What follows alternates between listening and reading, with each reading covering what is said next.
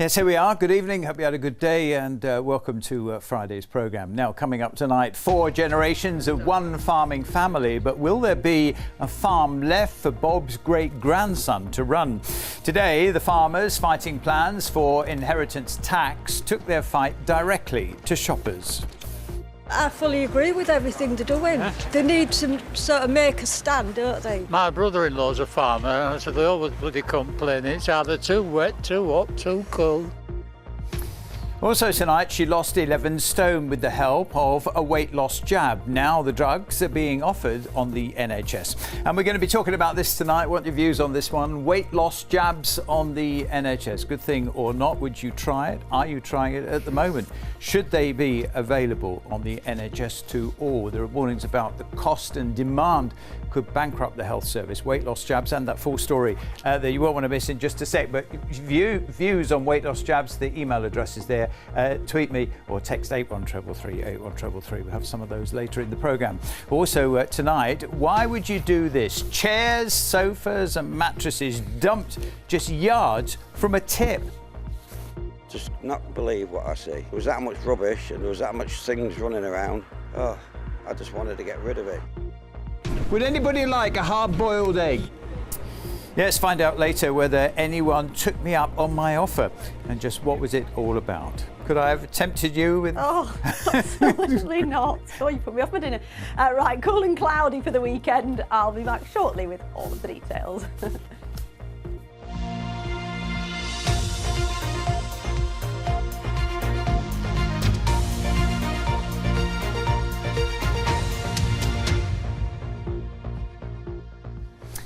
He is 91 and has been a Lincolnshire farmer all his life. This is Bob Armstrong. He wants to pass on the farm in Bardney to the 3 generations below him. But Bob has told our rural affairs correspondent Lindsay Smith that new government laws on inheritance tax mean his sons could have to sell parts of their land, leaving little or nothing in the long-term future for his 8-week-old great-grandson. It'd be a disaster. That's how I feel. Worked all these years to build it up. The amount of nights I've spent out with my wife and I, calving cows and things like that. The last thing I want to see it falling apart. 3 generations of one family, all farmers.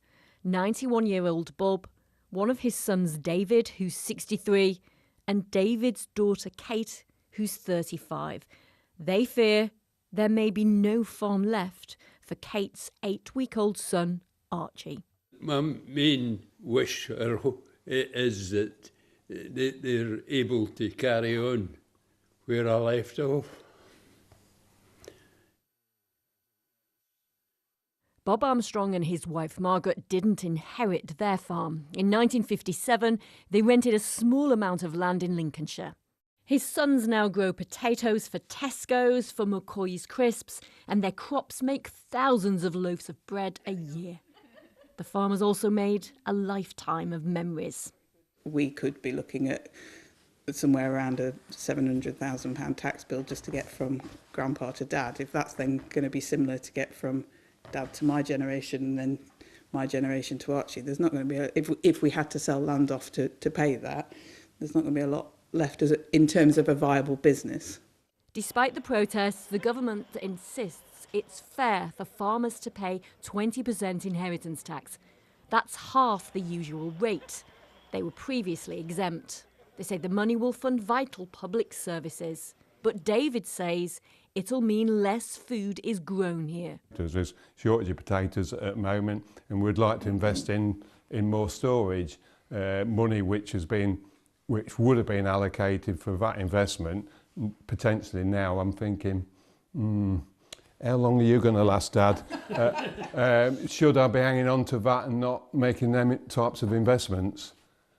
This is a family who are wondering what next and if their worries will be heard or understood. Lindsay Smith, BBC Look North, Bardney.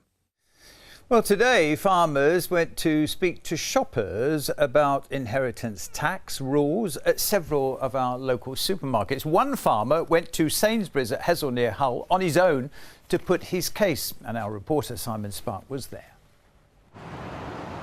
We're just hoping that people will realise that, one, our way of life is under threat, and also that healthy, humane, locally produced food is under threat. Where do we go? We go for growth. Small businesses are the horse that pulls the government cart, and I think you need to feed a horse, not beat it with a stick and starve it. I live on a working farm. I rent a cottage, and so I support the farmers too, yeah.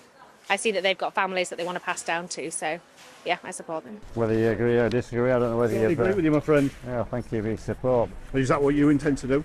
Pass your farm on? Yeah, well, I'm hoping my father is 94 and he still owns some of the land. My brother-in-law's a farmer, so they always bloody complain. It's either too wet, too hot, too cold. I mean, what are they protesting against? The inheritance tax issue. Well, nobody left me anything, and you know, I've mixed views on that. Well, I fully agree with everything they're doing. They need to sort of make a stand, don't they, and do what they have to do. I think it should just be levied at non-farming landowners who are buying farmland up just for tax purposes more than anything else. Does it bring the message home, being, you know, at a supermarket where we all get our food from? Yeah, that's what people forget, don't they? And that's, unfortunately, most probably in the end, if they carry on at this, there won't be enough food and we'll be importing it at massive high prices. All right. Good luck with it. Thank you. Thank you. Farmer in Hessle near Hull. The whole story of inheritance tax and farmers, we followed the story from the start. Of course, we will continue to do so in the months ahead. Now, Liz Adair from Market Wheaton was 22 stone, but has lost 11 stone with the help of Saxenda. At half her old weight, it's changed her life. Saxenda and other similar drugs, including the now well-known Ozempic, are becoming available as weight loss drugs on the NHS. You know the story. Well, the government may offer them to help very obese people back to work, but their cost and the huge demand for them is controversial. Well, Liz funded the drugs herself and she's here with us now. That is an amazing change, isn't it? Thank you, Rita. Yeah, definitely. You must be delighted. Life-changing. Over the moon, yeah. What did you weigh before you started? So I was 22 stone and 4 pounds when I started. And then to the day, I lost 10 stone in a year. Had you tried dieting beforehand? Oh, so many different ones. I've tried intermittent fasting, replacement meals, healthy eating, calorie counting. I would stick to it for a couple of weeks and then I would fall off the wagon and think, oh, I'll start again one day. Once you started having the jabs, what side effects did you have?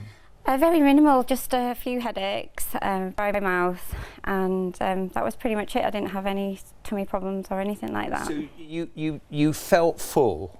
Yeah, it was more emotional change than it was like a physical change for me. So it was the only thing that broke that connection with food being my comfort and food being my dopamine hit, and it just completely broke that psychological trigger of I need to eat something, I need some chocolate. I just wasn't hungry at all. So you didn't feel hungry? No, not at all. It was kind of like I had to eat to fuel my body. I exercised alongside with the help of the GP and the East Riding Live Well scheme, and I calorie counted. So for anyone who's just walked into the room, let's just look at those pictures again because it is incredible. Look at that. I mean, it's amazing, isn't it? Yeah, I look at them now and I think it's just like a different person.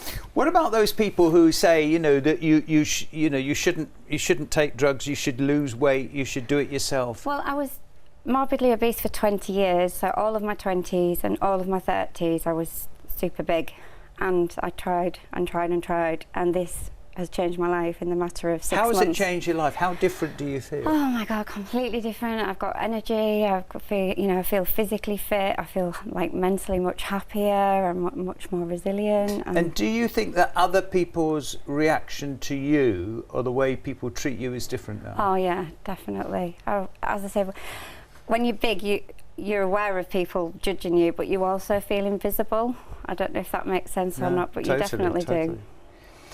Do you think that all or some overweight people should get jabs on the NHS? Yeah, I really do believe that it needs to be obviously taken on bankrupt the NHS. Well, it needs to be taken on a person-by-person basis.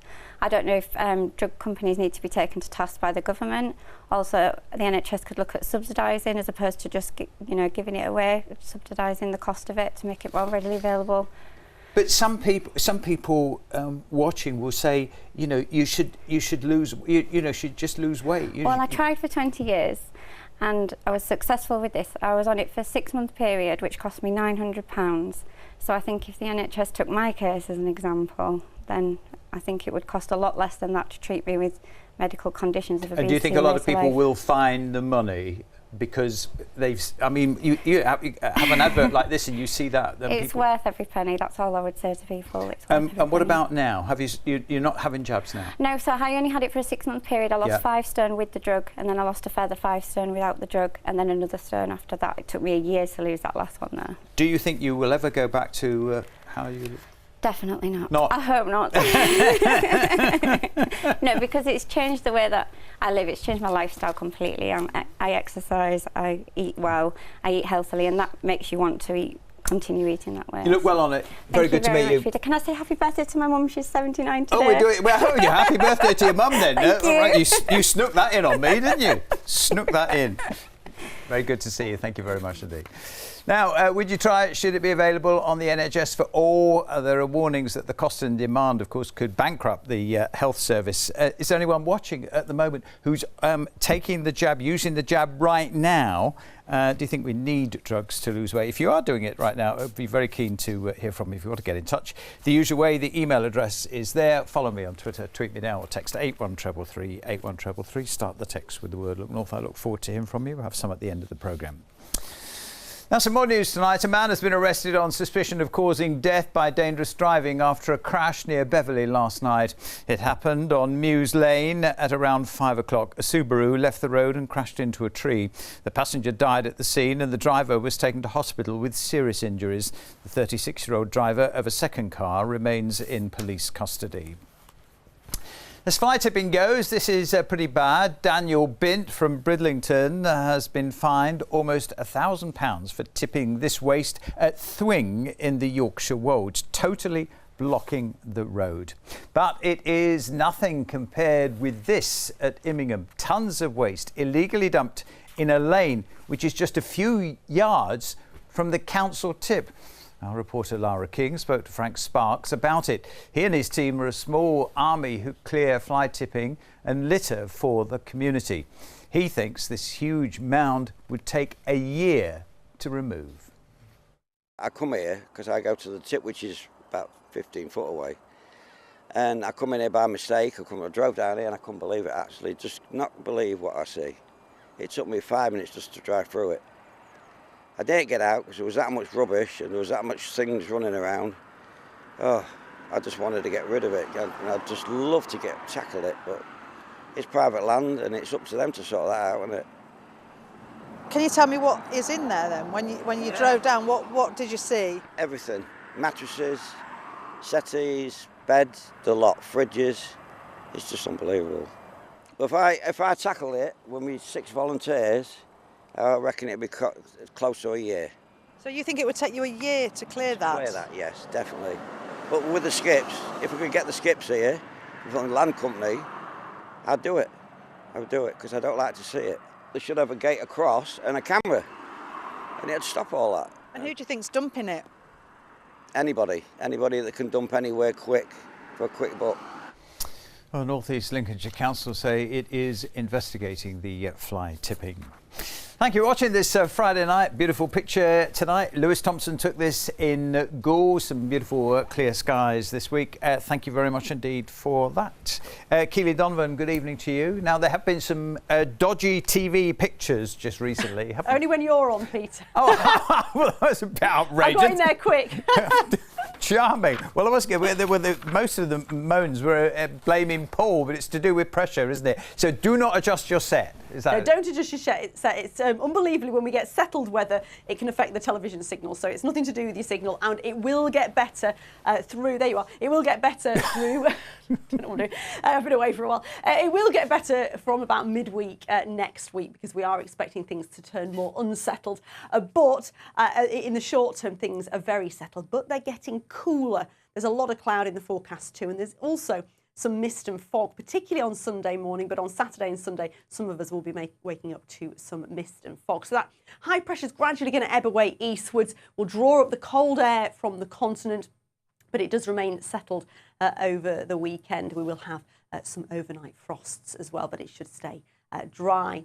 We had a lot of cloud in the forecast today, didn't we? It was thin in places, across parts of East Yorkshire, for example. We got some brighter skies, some blue skies at times, but overall there was a lot of cloud, and that low cloud is redeveloping out there at the moment. Any breaks in the cloud will get some mist and fog, but a real grey story overnight, and quite a chilly night as well, with temperatures dropping back to around 1 or 2 degrees, and some spots will be back at freezing. Let's have a quick look at those high water times. Just gone 9 in Skegness, at 8:36 in Grimsby. So we'll start the day tomorrow on a grey note. I think it'll become less grey, but we'll keep all of the clouds. So the mistiness will lift, but it will stay fairly overcast. Through the latter part of the afternoon, we might just see some breaks just edging in from the west. It'll stay dry. There won't be much of a breeze, and temperatures will only lift to around 3 or 4 degrees. It'll be even cooler than that, I think, on Sunday. So overnight on Sunday, the air gets even cooler, so certainly a signal for some quite widespread mist and fog on Sunday morning, and it will stay cloudy and grey throughout Sunday. Temperatures at best 2 or 3 degrees. Some spots might just stay at around 1 degree, so really quite chilly. Temperatures recovering next week, and towards Thursday, Friday, something a little bit more unsettled, Peter.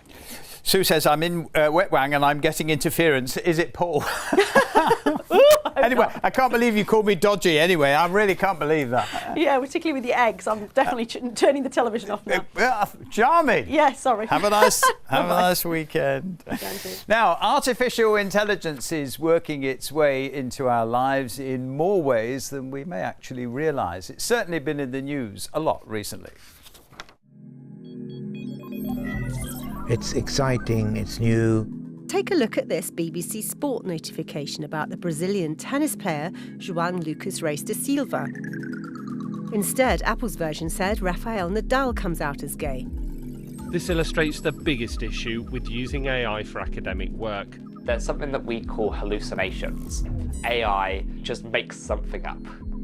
I was very surprised in some ways about AI, but also very pleased. The scan that said it was all clear was one of 12,000 reviewed and rescanned by AI software. And very early stage cancer cells were confirmed, and she went on to have a small operation to remove them. To understand the risks, to understand that there will be mistakes. Julie's first go started with a bit of a shock.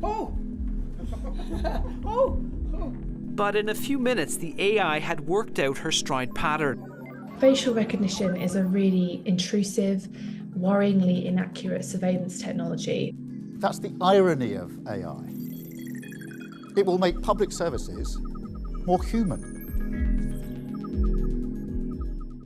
Yeah, the issue of artificial intelligence. Well, at Hull College, they are embracing artificial intelligence in a range of ways to make life easier for the teaching staff and also to improve learning for students.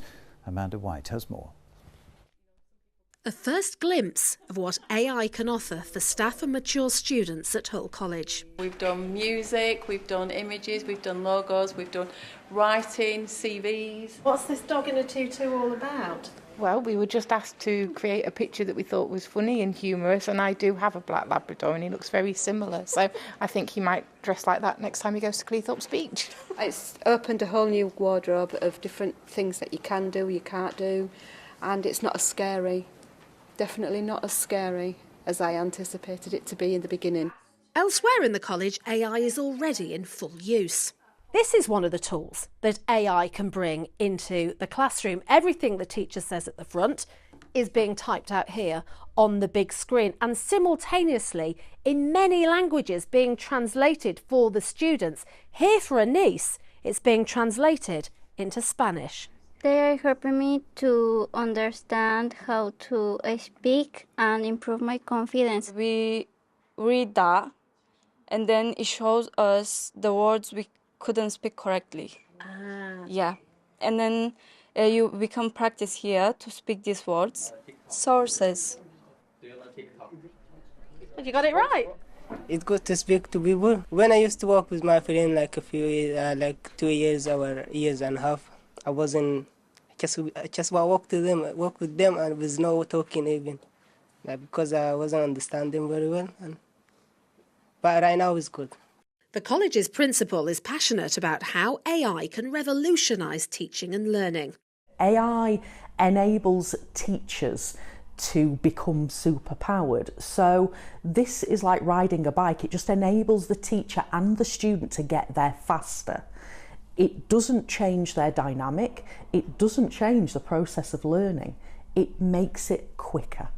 I wonder if AI can save me time by writing me a final thought. Sure thing. How about this? At Hull College, AI is empowering students, elevating their learning experiences and honing their skills for a brighter future. Amanda White, BBC Look North, Hull. Brilliant. Artificial intelligence in use at Hull College. One day you'll get something like that instead of me. Now, last night we were talking about the problem of trucks hitting bridges, of course, in Grantham. Well, it's costing hundreds of thousands of pounds a year in damages and delays. I told you that Network Rail is putting in sensors to check for damage after a bridge strike and speeding up the reopening. And many people in the emails saying, that's the wrong way to approach it. We need to stop the lorries going in the first place. Thanks for all the emails, texts and tweets, just a few. Nicola, first of all, she says, why are haulage companies not charged for the bridge repairs when one of their vehicles causes the damage? Thank you, Nicola. This is from Dave, who says, easy solution. Put a steel girder before the bridge so the lorries hit that instead. And finally, Matt says, why don't they lower the road under the bridge? Then the HGVs would have no issues. Thank you very much indeed for those. And of course, we'll continue to follow the story of the lorries that just keep hitting the bridge in Grantham. Now, Dame Joan Plowright, one of Britain's most celebrated stage and screen stars, who was born and raised in North Lincolnshire, has died at the age of 95. Her career spanned 60 years and included an Oscar nomination. She was also known for being the widow of Sir Laurence Olivier. She was born in Brigg and gave her name to Scunthorpe's Plowright Theatre. She's one of the, if you like, early big names to have come out of Scunthorpe and started a great tradition of drama in Scunthorpe, both amateur and professional. She's an Oscar-nominated actress. She obviously is known for marrying Laurence Olivier and more recently her work in the live-action 101 Dalmatians. Obviously in a more local setting back in the early 90s, she gave her name to the local theatre, which over 9 local clubs put shows on in. So at both a national and a local level, I think she's incredibly important to the local area and she will be sadly missed. Yeah, remembering Dame Joan Plowright. Now, a little email here. This came from Sharon. She says, please, Peter, will you give a mention to my grandmother's birthday on your programme? She watches Look North every night and she would be amazed to hear her name mentioned on the radio. Her name is Sheila Ross and she is 100 today. She looks pretty good on it, doesn't she? Wow. And she lives in Louth. Sheila, lots of love. A very happy birthday. Have a lovely evening. Now, finally tonight, somehow boiled eggs in a plastic pot have emerged as the nation's second most popular snack after crisps. It's one of those things that we can't explain, but supermarkets say that shoppers are stripping the shelves of eggs as a healthy option in a meal deal. I took some out to see if they really are popular. Excuse me, sir. The most popular snack that's bought in a meal deal? I'm guessing eggs. Yeah, you're guessing right. What, whole? Yeah. Well, you've only taken half of it. Oh, I've got the rest. good, but I don't fancy one, thank you. I do watch you. Oh, thank you. I do like eggs. But I can't tempt you. A whole egg. A whole egg, yeah. Exaggerating. What's the idea? Why are you filming this? Well, the idea is that they're so popular and people are shocked to eat it. Okay, with the mayo. Oh, you can have some mayo, yeah. Oh yeah, no, I eat them all the time. Great protein, but I just don't want my breath to stink. You know how many grams of protein then, as you're an expert? Is Quite it a lot. How many grams do you know? Per egg. Per egg. 6 it is. No, I want you to try one because these are now the most popular snack when you buy a meal deal. More popular than crisps. Oh, really? Would you like one? Go on. I can't. Why not? I don't like eggs, I really don't. Would anybody like a hard-boiled egg? Yeah. I do know that, yeah. That's all I eat is hard-boiled eggs. What's all you eat? Well, when I go to the supermarket, yeah. Oh, right. Would you like one? I've just had fish and chips. Have you? Yeah. Go on, treat yourself. What sauce is it? Well, that's mayonnaise. Shall I? Fingers? Yeah. You're right, you're clean. You're straight in there. Calm down. My good side. Is that your good side? Yeah. Okay. Do you know why we're talking about these? I have no idea. Well, I'll tell you, because they are now the most popular item when you get a meal deal. Okay. Yeah, ahead of crisps. Okay. Right. Very interesting. Yeah, don't patronise me. Do you want one? Yeah, let's give it a go. Go, give it a go. In one. Yeah, 3, 2, yeah, 1. Go on. Get down in one. Yep. Buy a pot like that with 2 in. Right. You fancy one? Yeah, go on then. Go on, try it yourself. Live dangerously. You want a bit of that? Yeah, well, you can have a bit of mayonnaise if you want. Is it mayonnaise? It is mayonnaise, isn't it? Yeah. What do you think? Banging. Absolutely beautiful. Banging. 2, 1. Yeah, thanks to everyone who I met earlier today with the hard-boiled eggs. Now, let's have a reminder of our main story tonight. The 91-year-old farmer who says inheritance tax will mean he won't have a farm to pass on to his great-grandson. Tomorrow's weather then, Saturday, a grey start to the day, cloudy with some brighter skies possible later on. It's going to feel cool all day. Temperatures no higher than 5 Celsius, 5 is 51 Fahrenheit.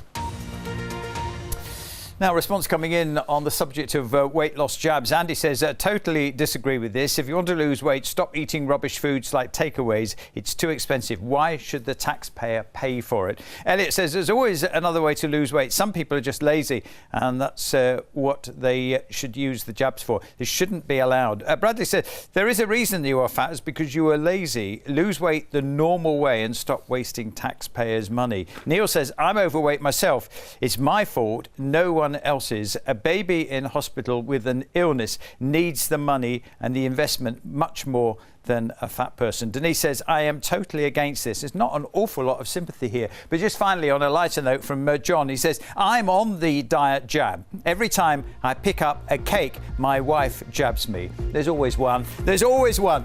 Have a nice evening and a good weekend. See you on Monday. Good night.